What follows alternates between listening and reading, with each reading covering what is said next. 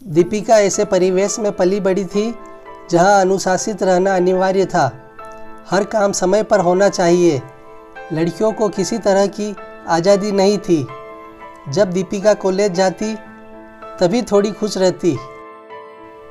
उसके mummy papa के सख्त व्यवहार के कारण उसके दोस्त भी जल्दी नहीं आते थे और दीपिका को तो किसी के घर सिर्फ किसी खास मौके पर जाने की परमिशन थी, वो भी अपने बड़े भाई के साथ। दीपिका के घर पर टीवी तक नहीं था। उसके मम्मी पापा का मानना था कि टीवी देखकर बच्चे बिगड़ जाएंगे। मनोरंजन के नाम पर एक रेडियो था जिस पर बुआ जी का कब्जा था। फूफा जी के ना रहने पर बुआ जी अब अपने भाई के साथ ही रहने लगी थी। वक्त गुजरा। दीपिका की पढ़ाई पूरी होने के बाद उसकी शादी मयूर से कर दी गई, जो पेशे से इंजीनियर था। उसका परिवार दीपिका के परिवार के बिल्कुल उलट नए ख्यालों वाला था। ससुराल में पहले दिन दीपिका की नींद 8 बजे खुली, जो कि मायके में वह 5 बजे उठ जाती थी। वह बहुत डर गई। ना जाने सास और मयूर क्या सोचेंगे मेरे बारे में। इसी उधेड़-बुन में जल्दी जल्दी तैयार हो रही थी। तभी दीपिका की सास उसके कमरे में आई। मम्मी जी, मुझे माफ़ कर दीजिए, मैं इतना लेट कभी नहीं उठती। आज न जाने कैसे मैं इतनी लेट उठी, मुझे कुछ समझ नहीं आ रहा है। दीपिका सफाई देते हुए बोली। अरे बेटा, इतनी सफाई देने की ज़रूरत नहीं, हम सब भी 7 बजे उठते हैं। और तुम्हें तो शादी की थकान भी थी। हम वीकेंड के दिन तो और आराम से उठते हैं, तो तुम्हें माफ़ी मांगने की ज़रूरत नहीं। इसे अपना मायका ही समझो। दीपिका सास की बातों से सोच में पड़ गई और मन में बुदबुदाते हुए कहा, काश मेरा मायका भी ससुराल जैसा होता। 1-2 दिन में सारे रिश्तेदार चले गए। दूसरे दिन रविवार था तो सब अपने कमरे में सोए थे। आज दीपिका अपने सही समय पर उठ गई थी। नाश्ते में क्या बनाएं, इसी उधेड़-बुन में थी। सोचा कि मम्मी जी से एक बार पूछ लें कि नाश्ते में क्या बनाएं, लेकिन सब सोए थे तो उसने पोहा बना लिया और सबके उठने का इंतज़ार करने लगी। 9 बजने वाले थे तभी मम्मी जी बाहर आई। Good morning Deepika. Good morning mummy ji, नाश्ते में मैंने पोहा बनाया है, फ्रेश होकर आइए। क्या तुमने नाश्ता बना लिया?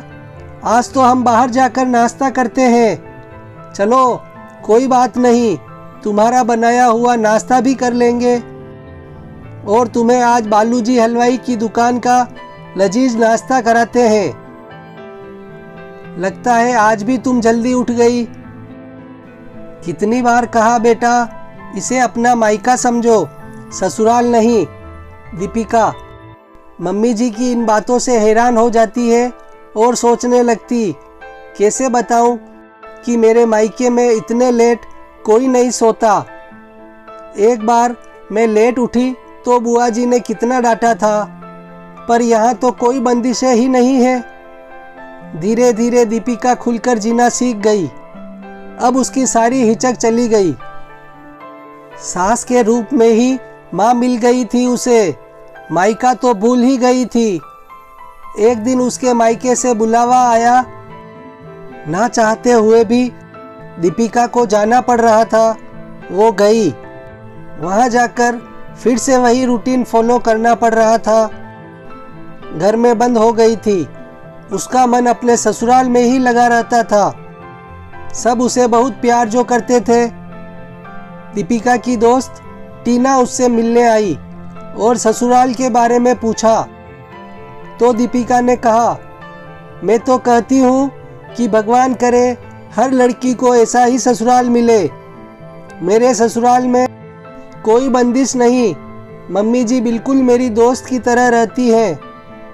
टीना ने हैरान होते हुए कहा, ऐसा भी ससुराल होता है क्या? मेरी दीदी तो अपने ससुराल में इतना करने के बाद भी ताना ही सुनती है। भगवान तेरे जैसा ससुराल सबको दे, क्योंकि तेरा मायका ससुराल ही था, इसलिए भगवान ने तेरा ससुराल मायका कर दिया। सदा खुश रहो। दीपावली आने वाली थी। दीपिका की बुआ जी ने उसकी सास से कहा कि दीपिका को दीपावली में यहीं रहने दीजिए। दीपिका यह सुनकर दुखी हो गई और उसने छुपकर अपनी सास को फ़ोन किया और कहा, मैं आप लोगों के साथ दीपावली मनाना चाहती हूँ, मुझे बुला लीजिए मम्मी जी। दीपिका की सास समझ गई कि दीपिका का वहाँ मन नहीं लग रहा है।